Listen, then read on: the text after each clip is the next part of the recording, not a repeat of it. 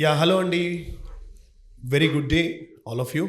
మరి మన మధ్యలో భరత్ గారు అని చెప్పేసి star power digital technologies private limited insurance manager garu ఉన్నారు. సో ఇన్సూరెన్స్ గురించి వారు what are the types of insurances, అసలు ఇన్సూరెన్స్ అంటే ఏంటి, మనం ఇన్సూరెన్స్ ఎందుకు తీసుకోవాలి, ఇన్సూరెన్స్ ఎవరికి అవసరము, ఎవరెవరు ఇన్సూరెన్స్ తీసుకోవడానికి అర్హత ఉంది, ఇవన్నీ కొద్దిసేపు భరత్ గారితో మాట్లాడదాం. హలో భరత్ గారు. హలో విక్రాంత్ గారు. ఇన్సూరెన్స్ అంటే అసలు నాకు ఫస్ట్ ఆఫ్ ఆల్ చిన్న డౌట్ అండి, ఇన్సూరెన్స్ అంటే ఏంటి అసలు? ఓకే, ఇన్సూరెన్స్ వచ్చేసి మనకి మేజర్లీ 3 టైప్స్ ఉంటుందండి ఇండియాలో. సో బేసిక్గా ఫస్ట్ ఇన్సూరెన్స్ అంటే ఏంటి అన్నది స్టార్ట్ చేసేటప్పుడు ఫస్ట్ అసలు ఇన్సూరెన్స్ ఎక్కడ స్టార్ట్ అయ్యింది? ఇన్సూరెన్స్ అన్నది వచ్చేసి 1940స్లో లాయిడ్ అని యూకే బేస్డ్ దగ్గర సో స్టార్ట్ అయింది ఫస్ట్. వాళ్ళు దేనికంటే అక్కడ నుంచి అప్పట్లో ఉండే మెరైన్ ఇన్సూరెన్స్ అంటారు దాన్ని. ప్రతి షిప్స్లోని డిఫరెంట్గా ఇన్సూరెన్సెస్, షిప్స్లో వెళ్ళే కార్గోని ఇన్షూర్ చేయడానికి గ్రూప్ ఆఫ్ పీపుల్ కలిసి ఒక ఆర్గనైజేషన్ లాయిడ్ ఇన్సూరెన్స్ గ్రూప్ అనేది స్టార్ట్ చేశారు. అక్కడ నుంచి ఇన్సూరెన్స్ అన్న వర్డ్ వచ్చింది. ఇండియాలో చూస్తే మనకి ఇప్పటికి ఇన్సూరెన్స్ అన్నది వచ్చేసి మనకి కానీ మన ప్రాపర్టీస్ కానీ ఏమన్నా జరిగితే దానికి సంబంధించిన సేఫ్టీ కోసం, మన ఫైనాన్షియల్గా లాస్ అవ్వకుండా ఉండడం కోసం ఇన్సూరెన్స్ అన్నది తీసుకోవాల్సి వస్తుంది. సో ఇన్సూరెన్స్ ఎన్ని టైప్స్ అండి? ఇన్సూరెన్స్ వచ్చేసి మనకి ప్రతిదీ అంటే ఇన్సూరెన్స్లో 3 టైప్స్, బేసిక్గా 3 టైప్స్ ఉంటాయండి. ఒకటి వచ్చేసి లైఫ్ ఇన్సూరెన్స్ అంటారు.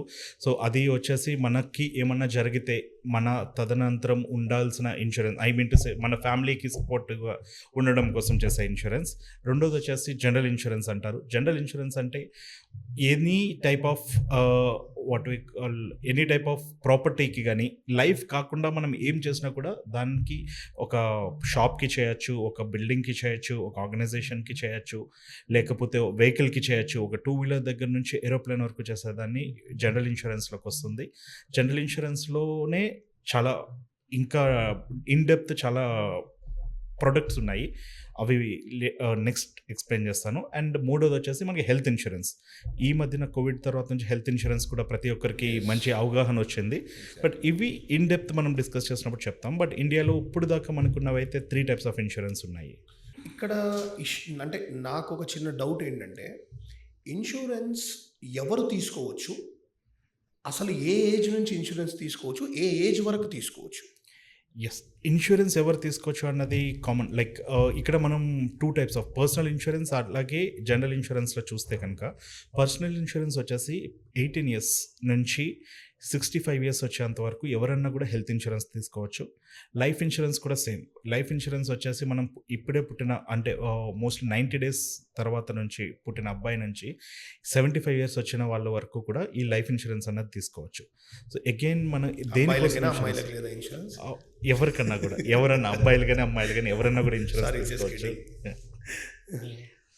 సో మనం వచ్చి హెల్త్ ఇన్సూరెన్స్ గురించి తీసుకుంటే కనుక, హెల్త్ ఇన్సూరెన్స్ ఎవరైతే అప్పుడే పుట్టిన బేబీ నుంచి ఇప్పుడు కొత్తగా గవర్నమెంట్ రూల్ ప్రకారం 100 ఇయర్స్ వరకు కూడా ఇన్సూరెన్స్ ఇవ్వాలని మ్యాండేటరీ చేసింది కొత్త గవర్నమెంట్ రూల్ ప్రకారం. సో ప్రతి ఒక్కరూ ఎన్ని ఏజ్ గ్రూప్స్ వాళ్ళు కూడా ఇన్సూరెన్స్ తీసుకోవచ్చు. సో మీరు అన్నట్టు మన తదనంతరం అని అన్నారు, అంటే తదనంతరం in the sense, is it only natural death or by any type of risk? అంటే ఇప్పుడు నాకు తెలిసి రిస్క్ అని అంటారు ఇన్సూరెన్స్ టర్మినాలజీలో. సో ఏ టైప్ ఆఫ్ రిస్క్ జరిగితే మనకి ఇన్సూరెన్స్ క్లెయిమ్ అవుతుంది? ఎస్, ఈ తదనంతరం అనేది లైఫ్ ఇన్సూరెన్స్లోకి వస్తుంది. ఇది రిస్క్ ఏమైతే ఉందో, ఇండియాలో most of the people are middle class and lower middle class ఉన్నారు. సో వాళ్ళకి ఏంటంటే మనం లైఫ్ ఇన్సూరెన్స్ తీసుకోవడం వల్ల జనరల్గా మోస్ట్ ఆఫ్ ది ఫ్యామిలీస్ ఒకరి సంపాదన మీదే డిపెండ్ అయి ఉంటుంది. సో ఎవరైతే ఫ్యామిలీ హెడ్ ఉన్నారో, ఆ సంపాదించే వాళ్ళు ఉన్నారో, వాళ్ళు ఈ టర్మ్ ఇన్సూరెన్స్ అన్నది తీసుకోవడం వల్ల ఎట్లాంటి ప్రమాదం జరిగినా, అంటే ఎట్లాంటి రిస్క్ జరిగినా, ఎట్లాంటి ప్రమాదం జరిగినా కూడా వాళ్ళ ఫ్యామిలీ అన్నది ఇమీడియట్గా ఫైనాన్షియల్గా సఫర్ కాకుండా ఈ లైఫ్ ఇన్సూరెన్స్ అన్నది ఉపయోగపడుతుంది. ఎగ్జాంపుల్గా ఒక ఫ్యామిలీ తీసుకున్నాము, పర్ మంత్ ఒక పర్సన్ వచ్చేసి 50,000 సంపాదిస్తున్నాడు. అతని సంపాదన మీద అతని ఫ్యామిలీ మొత్తం నడుస్తుంది. సో అతను ఇన్ కేస్ ఏదన్నా డెత్ అవ్వడం వల్ల, లేదంటే ఏదన్నా ఇష్యూ ఆయన చనిపోయారు అంటే ఆ ఫ్యామిలీకి అన్నది ఈ ఇన్సూరెన్స్ ఉండడం వల్ల యూజ్ అవుతుంది. అండ్ ఈ రిస్క్ అన్నది ఎనీ టైప్ ఆఫ్ రిస్క్ ఆయన ఇంక్లూడింగ్ సూసైడ్ కూడా కవరేజ్ ఉంటుంది. Which again depends upon that. But any type of risk యాక్సిడెంట్లు కానివ్వండి, న్యాచురల్ డెత్ కానివ్వండి, యానిమల్ బైట్ వల్ల కానివ్వండి, అంటే మన ఇండియాలో జనరల్గా చాలామంది యానిమల్స్ వల్ల కూడా చనిపోతున్నారు. సో యానిమల్ వల్ల జరిగిన డెత్ అవ్వనివ్వండి, ఎనీ టైప్ ఆఫ్ డెత్ ఈ రిస్క్ అనేది కవర్ అవుతుంది. అంటే ఇప్పుడు natural calamities like earthquakes or floods ఇట్లా చనిపోతే కూడా వస్తుందా? Yes, any type of death will be covered in life insurance అండి. గ్రేట్.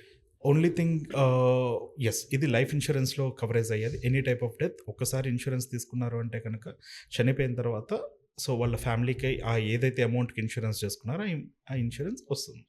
అండ్ ఇప్పుడు భరత్ గారు ఇక్కడ వెహికల్ ఇన్సూరెన్స్ అంటున్నాను కదా, వెహికల్ ఇన్సూరెన్స్లో ఎన్ని టైప్స్ ఉంటాయి? అంటే లైక్ ఏవేవి కవర్ అవుతాయి ఇన్సూరెన్స్లో? సపోజ్ ఇప్పుడు ఒక వెహికల్ ఉందండి, కొంతమంది ఏమంటారంటే నేను ఓన్లీ ఒకవేళ వెహికల్ ఉంటే వెహికల్కి ఇస్తాను, బాడీకి ఇస్తాను కానీ ఇంజన్కి ఇవ్వను అంటారు. కొంతమంది ఏమంటారు అని అంటే ఫిజికల్ డ్యామేజ్ ఎలా జరిగింది ఎఫ్ఐఆర్ కాపీ అయితేనే నేను ఇస్తాను. రెండోది ఏంది అని అంటే షోరూమ్కి వెళ్ళిన తర్వాత షోరూంలో బిల్స్ అవి బయట కొన్ని డౌట్స్ ఉన్నాయన్నమాట. వాటి గురించి ఏం చెప్తారు? ఓకే, ఫస్ట్ ఇది అన్నీ చెప్పే ముందు ఫస్ట్ వెహికల్ ఇన్సూరెన్స్ అంటే ఏంటి, దాంట్లో ఏం కవర్ అవుతుంది అన్నది నేను చెప్తాను మీకు. ఇండియాలో ఇండియన్ మోటార్ వెహికల్ యాక్ట్ ప్రకారం ప్రతి వెహికల్, 2 వీలర్ కానివ్వండి, 4 వీలర్ కానివ్వండి, ఎనీ వెహికల్ రోడ్డు మీద వెళ్తుందని దానికి ఇన్సూరెన్స్ మ్యాండేటరీ ఉండాలి as per government norms. Which is అందుకని ఇండియాలో ప్రతి వెహికల్కి మనం ఈవెన్ పోలీస్ వాళ్ళు కూడా చెక్ చేసేది ఇన్సూరెన్స్ ఉందా లేదా అని చెక్ చేస్తారు. లేకపోతే కనుక దానికి ఫైన్ కూడా వేస్తుంటారు. సో ఇక్కడ వచ్చేసి వెహికల్ ఇన్సూరెన్స్లో 2 టైప్స్ ఉంటుందండి. ఒకటి వచ్చి ఓన్ డ్యామేజ్ అంటారు, రెండోది వచ్చేసి థర్డ్ పార్టీ అంటారు. ఓన్ డ్యామేజ్ అంటే వెహికల్కి ఏమన్నా డ్యామేజ్ అయ్యింది అంటే కనుక, any type of vehicle damage అయ్యింది అంటే మనం వెహికల్ వెళ్తున్నాము, వేరే వెహికల్ని గుద్దేశాము, సో వెహికల్కి డ్యామేజ్ అయింది, దాన్ని రిపేర్ చేసుకోగలిగే ఏదైతే రిపేర్కి అయ్యే ఖర్చు ఉంటుందో దాన్ని రియంబర్స్మెంట్ చేసేదాన్ని ఓన్ డ్యామేజ్ అంటారు. రెండోది, ఇది మెయిన్ ఇంపార్టెంట్, ఇది థర్డ్ పార్టీ. థర్డ్ పార్టీ అంటే ఏంటంటే మన వెహికల్ వల్ల అవతల వాళ్ళకి కానీ అవతల ప్రాపర్టీకి కానీ ఏమైనా డ్యామేజ్ జరిగితే అక్కడ అయ్యే ఖర్చుని ఇన్సూరెన్స్ కంపెనీ పే చేస్తుంది. మనకి ఇండియాలో అడిగే ఇండియన్ మోటార్ వెహికల్ యాక్ట్ ప్రకారం మ్యాండేటరీ ఇన్సూరెన్స్ కూడా థర్డ్ పార్టీ ఇన్సూరెన్స్. సో ఈ థర్డ్ పార్టీ ఇన్సూరెన్స్ ఉండడం వల్ల ఏంటంటే, ఒక ఎగ్జాంపుల్ చెప్తాను. నేను ఒక 5 years బ్యాక్ జరిగిన ఇన్సిడెంట్ ఒకటి వైజాగ్లో. ఒక ఆటో వ్యక్తి ఒక జనరల్ ఇన్సూరెన్స్ కంపెనీ నుంచి ఇన్సూరెన్స్ పాలసీ ఉంది ఆటోకి. ఆటో వెళ్తూ రోడ్డు మీద నడుస్తున్న ఒక 26 years ఓల్డ్ అబ్బాయిని గుద్దేసింది. అతను అక్కడికి చనిపోయాడు. అది కోర్టులో కేసు వేస్తే కోర్టు 16 కోట్ల రూపాయలు కట్టమని చెప్పేసి ఒక తీర్పు ఇచ్చింది. సో ఆటో డ్రైవర్ 16 కోట్లు కట్టగలడా? Obviously no. సో ఇక్కడ ఏం జరిగిందంటే అది insurance company, auto driver insurance తీసుకోవడం వల్ల ఆ ఇన్సూరెన్స్ కంపెనీ అన్నది ఇక్కడికి ఆటో డ్రైవర్ తరపున 16 కోట్లు కట్టింది. బికాజ్ అతను వచ్చేసి ఒక యూఎస్లో సాఫ్ట్వేర్ ఇంజనీర్, అప్పుడే జాబ్ వచ్చింది, 26 ఏళ్ళ ఏజే ఉంది. సో దాన్ని బేస్ చేసుకుని కోర్టు తీర్పిచ్చినా కూడా ఇన్సూరెన్స్ కంపెనీ ఆటో డ్రైవర్ తరపున 16 కోట్లు అనేది ఇచ్చింది. దానికోసమే మనం థర్డ్ పార్టీ ఇన్సూరెన్స్ మ్యాండేటరీ అని చెప్తాం. అయితే ఇక్కడ భరత్ గారు నాకు ఒక చిన్న డౌట్ ఏంటంటే, మీరన్నారు ఇందాక 16 కోట్లు కోర్టు తీర్పిచ్చింది. కోర్టు ఎంత తీర్పిచ్చినా సరే, లేదా మనకు సంబంధించి మనము ఇంత అని పక్కకు పెట్టేసేస్తే whatever might be the respective amount, ఆ అమౌంట్ని ఖచ్చితంగా ఇన్సూరెన్స్ కంపెనీ పే చేయాలా? పే చేయాల్సిందే అండి. ఇక్కడ థర్డ్ పార్టీ లయబిలిటీ ఇన్సూరెన్స్ అంటారు దీన్ని. సో అవతల వ్యక్తిని బట్టి కోర్టు అన్నది వాళ్ళ కెరీర్ ఎంత ఉంది, వాళ్ళ ఏజ్ ఎంత ఉంది, వాళ్ళ మీద ఎంతమంది డిపెండెంట్స్ ఉన్నారు, వాళ్ళు ఇన్ కేస్ బతికుండుంటే రిటైర్ అయ్యే వరకు ఎంత సంపాదించగలరు, ఇట్లాంటి అన్ని పారామీటర్స్ చూసుకుని కోర్టు అన్నది ఇంత అమౌంట్ పే చేయమని ఇస్తుంది. ఆ అమౌంట్ అంతా ఇన్సూరెన్స్ కంపెనీ కన్ఫామ్గా పే చేయాల్సిందే, దాంట్లో డీవియేషన్ ఏమి ఉండదు. రెండోది వచ్చేసి ప్రాపర్టీ డ్యామేజ్. థర్డ్ పార్టీ ప్రాపర్టీకి మాత్రం మనకి రెస్ట్రిక్షన్ ఉంటుందండి. అది మ్యాక్సిమం 2-3 లక్షల వరకు మాత్రమే రెస్ట్రిక్షన్ ఉంటుంది.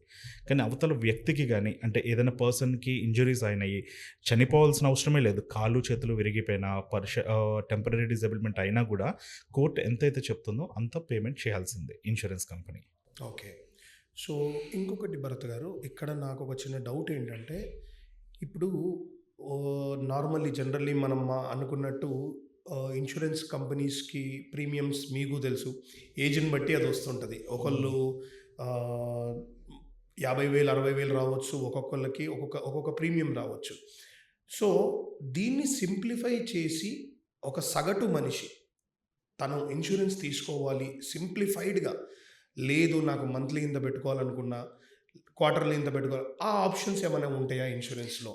కన్ఫర్మ్‌గా ఉంటాయండి. ఇప్పుడు పర్సనల్ ఇన్స్యూరెన్స్ అంటే ఇక్కడ వచ్చేసి మనం లైఫ్ ఇన్స్యూరెన్స్, హెల్త్ ఇన్స్యూరెన్స్ కోసం చెప్పొచ్చు.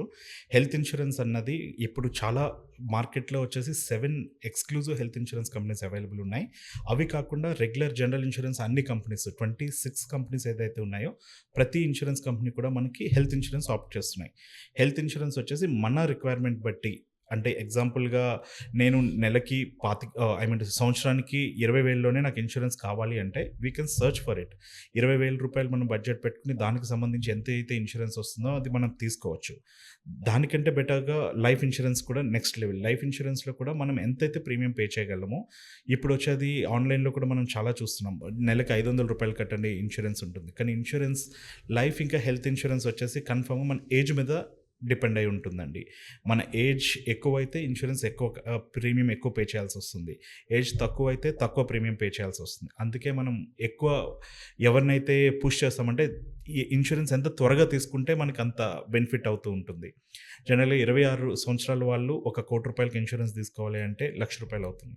అదే 36 ఏళ్ళు వచ్చిన తర్వాత తీసుకోవాలంటే 2,00,000 కట్టాల్సొస్తుంది. కానీ 26 ఏళ్ళ దగ్గర ఉన్న ₹1,00,000ని తను కంటిన్యూ చేసుకోవచ్చనమాట. ఏజ్ పెరిగే కొద్దీ రిస్క్ పెరుగుతుంది కాబట్టి ప్రీమియం కూడా పెరుగుతుంది. సో, మనం ఎంత త్వరగా ఇన్స్యూరెన్స్ అయితే తీసుకుంటామో హెల్త్ గాని, లైఫ్ గాని అంత త్వరగా మనకి అంత తక్కువ మనకి ప్రీమియం పడుతుందండి. ఇప్పుడు ఇంతసేపు భరత్ గారు మీరు చెప్పింది ఏంటి అనంటే పర్సనల్ ఇన్సూరెన్సెస్ అంటే హెల్త్ కావచ్చు, లైఫ్ కావచ్చు.